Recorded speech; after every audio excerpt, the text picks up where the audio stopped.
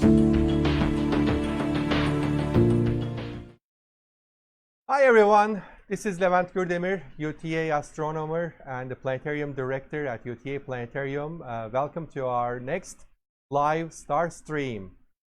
So we talked about the solar system. We have been touring the solar system over the past 3 weeks with you. We started from the middle of the solar system, from the Sun and Mercury, and then we covered inner planets, then asteroid belt and outer planets, and this is the last episode that we are going to talk about Pluto and beyond this week.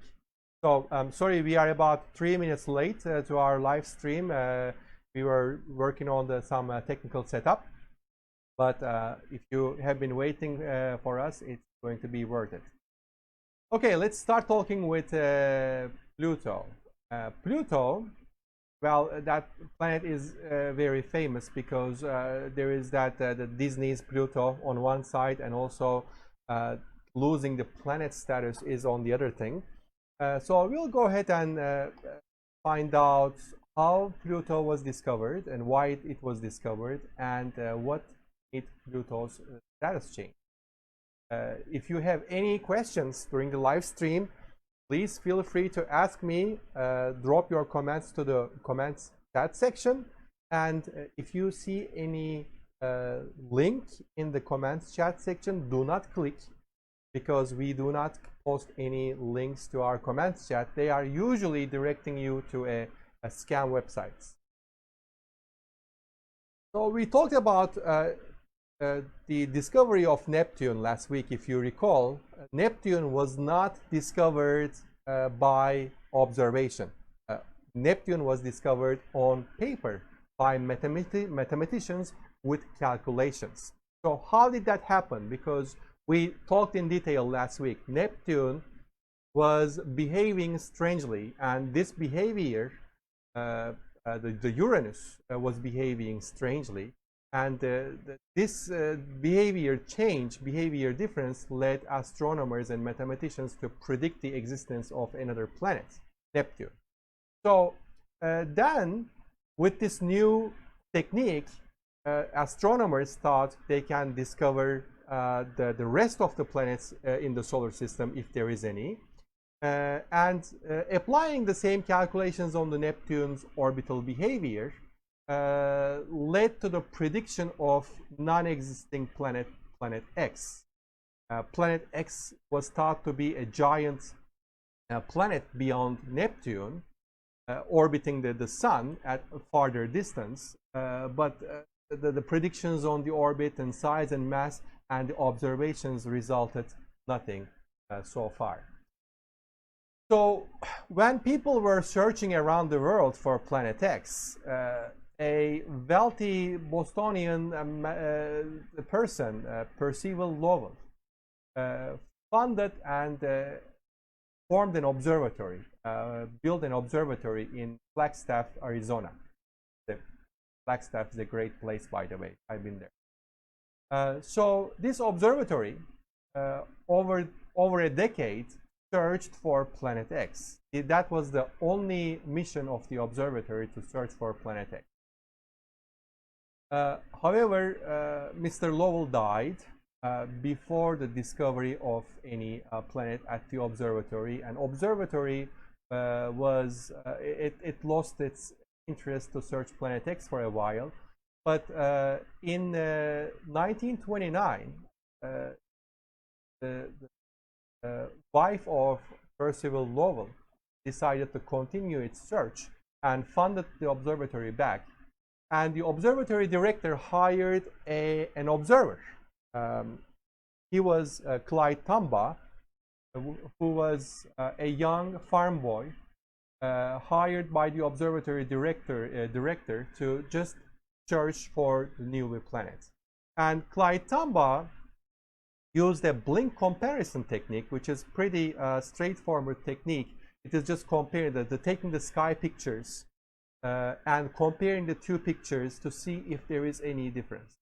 So the difference can be explained if there is any object shifted among the other stars. So that's the indication of it may be a planet or comet, an asteroid. It can be a lot of different things, but it will be the indication that that object is orbiting the solar system. So Clyde Tombaugh in 1930 spotted a faint object, and that was a new planet. Later he confirmed that it was a new planet. So what happens next after finding a planet? Right, somebody needs to find and or give the name to this new planet. Pluto name came afterwards. Lowell family. It was by the way, the naming right was given to the Lowell family to decide, and they had some ideas, and they also received over 1,000 proposals from all over the world to name this newly found planet. That wasn't an easy decision. But an 11-year-old schoolgirl in Oxford made the suggestion Pluto. Well, Pluto means in Greek mythology is the god of underwater world. So that name appealed the interest of the Lowell family. There were actually other names, other proposals too, and they were pretty good names. But one speculation is the Pluto name was also chosen because Mr. Percival's names have that initial P and ending L, and the Pluto name starts with PL. So that may be the factor in the name decision. Anyway, after the name was decided, so Pluto became the 9th planet of the solar system. And later, much later, we discovered Charon, its only moon around Pluto at that time, because we discovered more moons around Pluto later. Charon is actually about half size of Pluto, and most of the time it was argued and discussed by the scientists whether Charon is a moon, or maybe it can be looked at as a binary planetary system, 2 planets orbiting around each other, which similar planets don't exist in the solar system.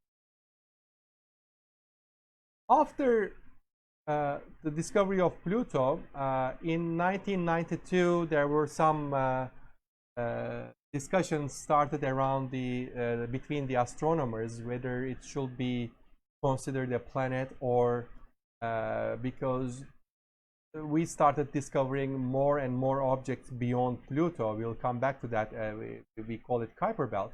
But these are the objects, by the way. Here you are looking at the objects discovered. Those are just the big ones beyond Pluto. So you can see Pluto has a lot of moons. So Charon is a big moon around it, but there is also another 4 tiny moons orbiting Pluto. And Pluto only discovered by New Horizons spacecraft because all the other missions did not go to Pluto. Pluto is too far and it takes several years to go. But New Horizons was the only and great mission to go reach Pluto and take high resolution pictures. Well, then we have great pictures and map of Pluto today, and we owe that to New Horizons, because before New Horizons, even the best telescope, which was the Hubble Space Telescope, showed us Pluto as a very fuzzy object. So you wouldn't like the picture of Hubble Space Telescope picture of Pluto, but with the New Horizons, we were able to spot great surface details from Pluto.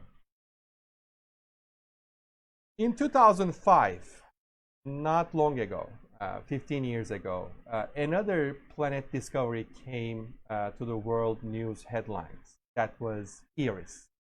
Eris was farther from Pluto and also more massive than Pluto. And this discovery followed by the discovering the others beyond.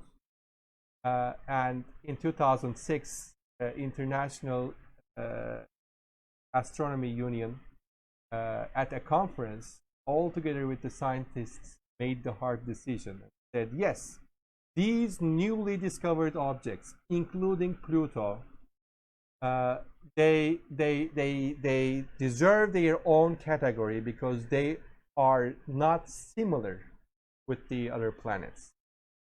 So we have this main two category in the solar system. We have inner or smaller rocky planets, Earth-like planets, and we have these gas giants, Jovian planets.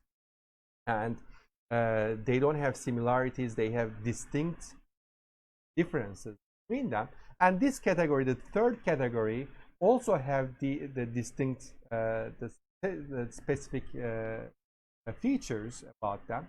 So it made sense to give a new category name, and they are categorized as dwarf planets. Well, in this case, the Pluto's planet status was not dropped, it just fit better into newly categorized planets. This is what happened to Pluto. Still orbiting the sun, and I'm sure Pluto is happy. Pluto name is most of the time associated with this Disney's dog, the Mickey Mouse's dog. Mickey Mouse's dog was named after this planet Pluto because the discovery of Pluto was in 1930. Disney came out after. So yeah, one of the confusing thing is, I know people are asking, is that whether Disney, the Pluto's name was inspired by the Mickey's dog. It is the opposite way. So, and this is not actually happened. This happened before. When we look at the solar system, adding and removing planets are seen before. For example, in 1801, Sirius was discovered beyond Mars and closer from Jupiter. So that was the first discovered object in the asteroid belt as we define it today. So after the Sirius's discovery, the Sirius was immediately added to the solar system as another planet. And afterwards, we discovered a few more objects following Sirius in the same region. So they also became the planets of the solar system. In 1851, the number of planets in the solar system was actually 23. And after discovering more and more, astronomers decided that this cannot go on forever. We are just discovering small particles of a disk. And this disk, the individual pieces of this disk, should not be planets of the solar system. So they categorized and named these small disk pieces as asteroid belt, and the number of planets were back to the 8. And the similar thing happened. So the Pluto was the 9th planet, and then the Eris became the 10th planet, and then there was 11th planet and 12th planet at one moment. But International Astronomical Union astronomers acted pretty fast again and said, hey, we are actually discovering another discular region with full of particles, so let's call them dwarf planets instead of planets. In the picture we can see some of the planets are labeled Jupiter, Saturn, Uranus, and Neptune, designated with their initials. And all the blue particles you see are the members of this new discular system around the solar system. There are more than 100,000 objects around there. And this region is known as Kuiper Belt. And the Kuiper Belt is the great repository for comets. So the comets we see in the sky They are coming from the Kuiper Belt, but there are some differences in comets. Their highly eccentric orbits does not let comets to just go around the sun on a big circle. They pretty much do the shortcuts to the sun, and because of that shortcut, they come into the territory of the planets of the solar system. So, well, you know what happens with the car accident. Most of the cars' path crosses, but the problem is if the two cars happens to be there on the same path on the same time, an accident happens. And similar thing happens with the comets. Because they go into the territory of planetary orbits, they cross through many planets' orbits, but most of the time the collision doesn't happen because two body is not at the same place at the same time. But sometimes they collide. For example, back in 1994, a comet called Shoemaker-Levy 9 crashed into Jupiter, and we all watched it from the television, and it was a great show, great sky show. You can probably find the videos on the internet somewhere. All right, naming rights. I would like to talk about a little bit how to name something if you discover. So you can feel free to grab your telescope, go to your backyard, and watch the sky. And you may be like the client Tamba did. You may be using some before and after pictures, and you can see if you can spot something new that is not seen, that is not cataloged in the sky. So if you make a discovery, there are some naming policy which was established by the astronomers around the world. For example, if you are discovering a new star, you don't have the immediate right to give a name, and it will likely take the next available boring catalog number. So you cannot name stars.